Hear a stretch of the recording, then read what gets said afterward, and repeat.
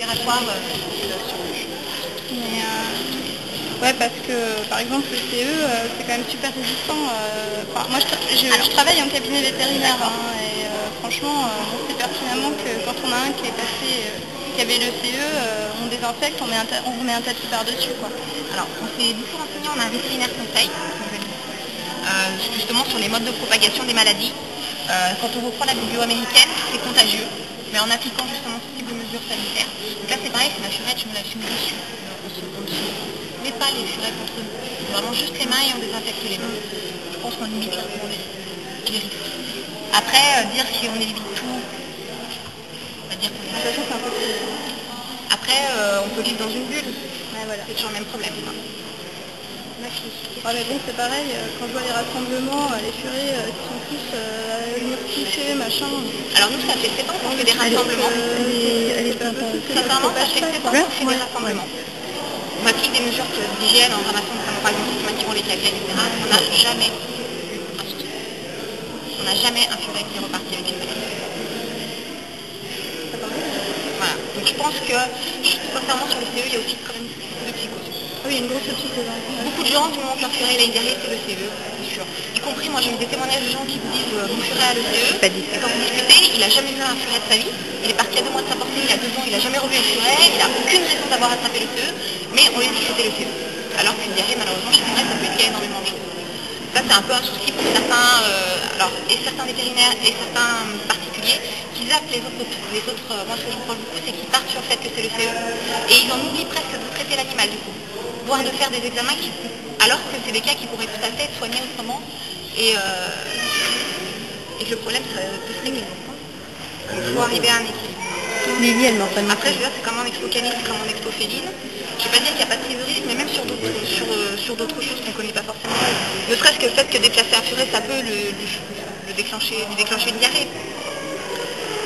Mais après, on peut vivre tous dans son coin. Mais chez les chats, c'est la même chose avec le FIV et le FFV. Chez le chat, ils ont les mêmes protocoles de désinfection, etc.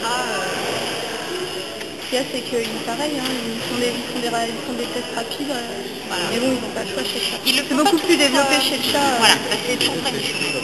Ah bah non, mais voilà, c'est beaucoup plus... Voilà, mais en fait, moi pour le moment, je suis pas dans la psychose parce qu'actuellement, la DV en France, on ne peut pas dire que ce soit un vrai problème. Ce qu'il y a, c'est qu'il ne faut pas faire non plus...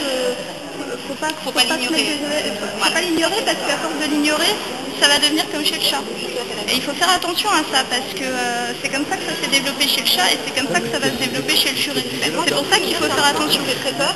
Déjà, moi ce qui me fait peur aussi, c'est qu'on aille chercher des furets aux États-Unis. Il y a beaucoup d'importations. C'est quoi ça? États-Unis, même d'autres pays européens. C'est pareil, mais dans les pays européens, par exemple, tous les Danois, tous les Norvégiens qu'on va chercher, ils sont tous de lignée américaine. C'est normal qu'on leur ramène la maladie.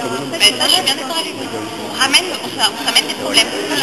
On ramène un furet, mais ok, mais qu'on le teste et qu'il soit fin, qu'on le teste plusieurs fois et qu'on soit sûr qu'il soit fin. Parce que ramener des furets, par exemple, pour l'Angora, ça c'est quelque chose de... C'est bien passé par là. Voilà. Mais après, je trouve qu'il y a des choses qui auraient dû être faites qui n'ont pas été faites sur nous. C'est un petit peu l'idée générale du livre, c'est non seulement d'organiser tout ça, mais essayer d'organiser tout ça. Parce que sinon, ça part dans tous les sens. Et c'est dramatique parce qu'on s'amène des problèmes qu'on n'avait pas. Je veux dire, même la surdité chez le furet, il y a 5 ans, moi j'arrive dans le furet, ça n'existe pas. Voilà. Pourquoi maintenant il y a des furets qui sont sourds alors?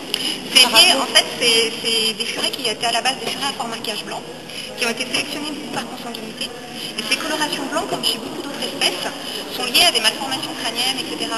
Et c'est ça qui fait qu'ils sont sourds, mais non seulement ils sont sourds, mais ils ont des problèmes de santé derrière. Ah, c'est pas, ils ne peuvent pas être que sourds et avoir pas de problème. Et voilà. Forcément, si c'est sourd, ça... Souvent. Ah bah vous avez des furets blancs aux yeux noirs sourds qui vivent très bien. J'en connais plein qui vont bien quand même. Voilà. Mais vous avez un risque qui augmente. Donc c'est des choses sur lesquelles il faut être vigilant. De toute façon, c'est des furets qu'il ne faut pas faire reproduire. Mais il y a le même problème chez le dalmatien, chez le chien. Ouais, le dalmatien, c'est un chien qui est sourd. De toute façon, tout ce qui est blanc, chez les animaux, en fait, le problème, c'est que le chat blanc. Les pigments n'arrivent pas en fait pendant le développement de l'animal. Comme les pigments n'arrivent pas, il y a d'autres cellules qui n'arrivent pas, notamment les cellules qui font le tympan de l'oreille, donc ils n'entendent pas.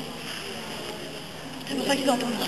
Bonjour. Donc dans le meilleur des cas, si on achète un furet blanc, il est sourd. Non. Non. Il peut ne pas être sourd et ne rien avoir. Voilà. C'est-à-dire, s'il est sourd, il peut très bien n'être que sourd et pas avoir d'autres gènes. Non, il peut très bien ne pas avoir d'autres problèmes. Par contre, c'est un furet qu'il ne faudra pas faire reproduire. Oui. Parce qu'il y a des gens qui les font reproduire. Alors, le problème qu'il y a aujourd'hui, moi je trouve, c'est que les gens vous disent mon furet n'est pas sourd, je l'ai fait tester, ils sont allés chez le vétérinaire du quartier qui a agité une babelle à grelot, et ils vous disent oh non, mais le furet n'est pas sourd, regardez, j'agite le grelot.